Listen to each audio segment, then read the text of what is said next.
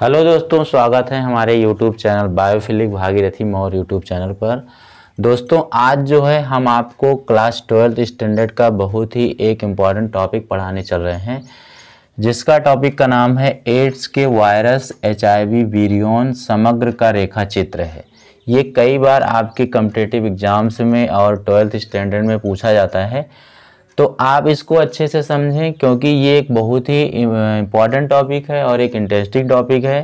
ठीक है, सबसे पहले हम आपको यहाँ पर बताने से पहले एक छोटी सी बात ये बताएंगे कि जो एड्स होता है, एड्स को करवाने वाला जो पैथोजेंस होता है वो HIV होता है, और HIV जो कैटेगरी होती है वो रेट्रोवायरस होता है। ठीक है, अब यहाँ पर देखा जाए तो human immuno deficiency virus HIV का फुल फॉर्म होता है।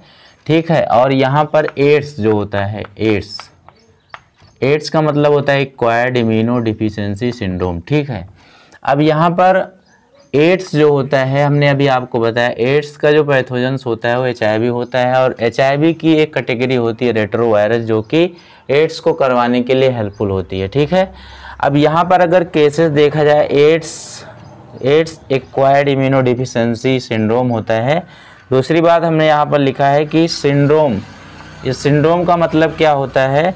सिंड्रोम का मतलब होता है group of this symptoms, means एक साथ हमको कई लक्षण दिखने लगे, जैसे फीवर भी हो जाए, चिल्स भी हो जाए, कपकपी हो जाए, डेंगू हो जाए, मलेरिया हो जाए, मतलब symptoms of groups of symptom means बहुत सारे लक्षणों का एक साथ देखना ही आपका सिंड्रोम कहलाता है। ठीक है, अब अगर देखा जाए तो फर्स्ट केस इसकी जो एड्स की मिली थी ये USA में, यूनाइटेड स्टेट ऑफ अमेरिका में आपको 1981 में न्यूयॉर्क में मिली थी। कहाँ पर मिली थी? न्यूयॉर्क में।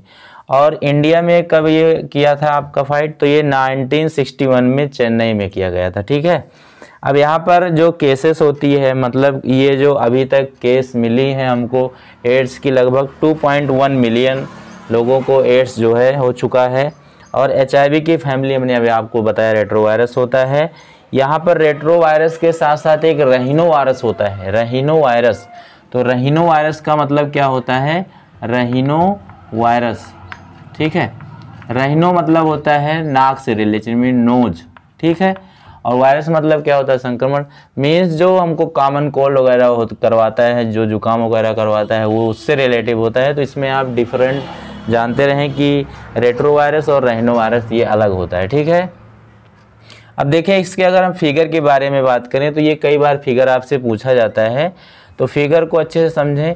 यहाँ पर हम देख रहे हैं लूप लाइक स्ट्रक्चर्स बना है। इसको बनाने के लिए आप कुछ इसके सामने और इसके सामने बना दीजिए, इसके सामने और इसके सामने बना दीजिए, इसके सामने और इसके सामने बना दीजिए, और इसके सामने और इसके सामने बना दीजिए। ठीक है, तो यहाँ पर देखिए ये वाला जो पोर्शन है, ये वाला जहाँ जहाँ पोर्शन हमको मिला है, ठीक है, जहाँ जहाँ मिल रहा है, मीन्स ये वाला अपर पार्ट छोड़ करके, ठीक है, इस वाले पार्ट को हम बोलते हैं GP41। GP का मतलब क्या होता है? ग्लाइकोप्रोटीन। क्या होता है? ग्लाइकोप्रोटीन। और ये जो होता है 41 ग्लाइकोप्रोटीन से प्रिपेयर होता है। अब यहाँ पर भी देखा जाए ये जो बाहर वाला भाग होता है, ये जहाँ पर हमको बाहर ये लूप लाइक स्ट्रक्चर्स मिल रहा है, इसको हम GP120 बोलते हैं। क्या बोलते हैं? GP120 बोलते हैं। अब देखिए जो GP120 होता है ये हमेशा गिरता रहता है। क्या होता है? गिरता रहता है। सपोज दैट ये कोई वायरस है, ठीक है, और ये सपोज दैट ये कोई वायरस है, और ये एंटीबॉडी है। ठीक है, जब हम इसको एंटीबॉडी देते हैं वायरस के रिलेटिव पर्सन को, तो ये GP120 जो होता है ये नीचे गिर जाता है, मीन्स ये एंटीबॉडी इसको अटैक नहीं कर पाती हैं, मीन्स इससे जुड़ नहीं पाती हैं, इसलिए इसका जो अमाउंट होता है GP120 का ये नीचे गिरता रहता है। यही कारण है कि एड्स की जो वैक्सीन है वो अभी तक नहीं बन पाई है। ठीक है, अब यहाँ पर देखिए थोड़ा अंदर में हम जाएँ तो यहाँ पर कुछ इस तरीके से संरचनाएँ बनी हैं, और यहाँ पर कुछ झिल्ली नुमाएँ संरचनाएँ हैं। इसको हम बोलते हैं आउटर और इसको बोलते हैं इनर। तो जो बाहरी भाग होता है इसको हम न्यूक्लियो कैप्सिड बोलते हैं। न्यूक्लियो मीन्स होता है आपका न्यूक्लियस, और कैप्सिड मतलब क्या होता है? आपका कैप्सिड कोट। ठीक है, जो कैप्सिड कोड होता है, जो प्रोटीन कोट होता है, उसको हम बोलते हैं। इसका जो अमाउंट होता है 18 होता है। कितना होता है? P18 होता है। और यहाँ पर जो अंदर वाला होता है इसको हम बोलते हैं nucleo capsid. Nucleo means nucleus और कैप्सिड मतलब कैप्सिड कोड, और ये आपका P24 का होता है। ठीक है, तो आपको इसको पढ़ना है। उसके बाद थोड़ा अंदर में हम जाएंगे, ये वाले भाग में देखेंगे, यहाँ पर लिखा गया RNA और उससे पहले SS लिखा है, इसका मतलब सिंगल स्टैंडर्ड RNA। ये जो होता है हमारा सिंगल स्टैंडर्ड RNA होता है, जो कि जेनेटिक मटेरियल होता है RNA, जो कि वायरस को करवाता है, एड्स को करवाता है। डबल क्यों नहीं होता है? क्योंकि आपको पता है कि डबल स्टैंडर्ड नहीं होता है। डबल स्टैंडर्ड में कुछ इस तरीके से संरचनाएं बनी होती हैं, लेकिन ये सिंगल स्टैंडर्ड होता है, जो कि जेनेटिक मटेरियल RNA का होता है, जो कि वायरस को करवाता है। अब यहाँ पर देखें, यहाँ पर हम देख रहे हैं कुछ पॉइंट्स यहाँ पर बने हुए हैं। इस पॉइंट्स को हम बोलते हैं रिवर्स ट्रांसक्रिप्टेज। मतलब जब ट्रांसक्रिप्टेज की कंडीशन जो है बदल जाती है, रिवर्स ट्रांसक्रिप्टेज, तो RNA में बदल जाता है। जब RNA में बदल जाएगा तो हमको जो है डिजीज़ होगी। कौन सी डिजीज़ हो जाएगी? बीमारी कौन सी हो जाएगी? एड्स की।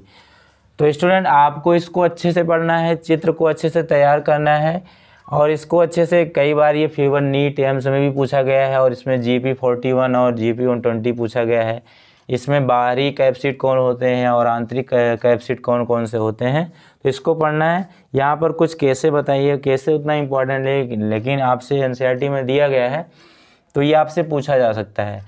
तो स्टूडेंट फिर मिलते हैं हम नेक्स्ट वीडियो में, तब तक आप इसकी अच्छे से प्रिपरेशन करिए। एनीवे आपको इसमें कोई डाउट है तो आप कमेंट कर सकते हैं। Yes, I do not get to like, share and subscribe. Thank you.